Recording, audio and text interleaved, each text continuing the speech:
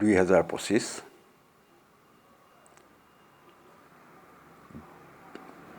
মই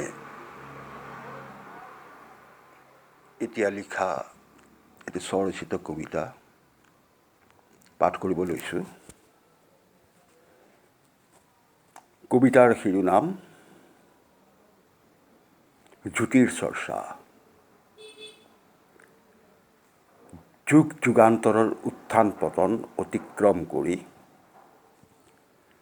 বঞ্চিত নিপীড়িত দলিতজনৰ পৃথিৱী আজি হেনো তাৰেই সোঁৱৰণি।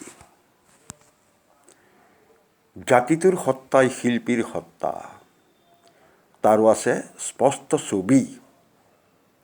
নৱতম সৃষ্টিৰ আধুনিকতাত বহুজন বিপথগামী। পুৱা আৰু গধূলি পোহৰৰ অভিমুখী মই জ্যোতিৰ চৰ্চা কৰোঁ। শংকৰৰ পৰা কৃষ্ণলৈ, গান্ধীৰ পৰা মাৰ্ক্সলৈ জাগ্ৰত অসমৰ সংস্কৃতি।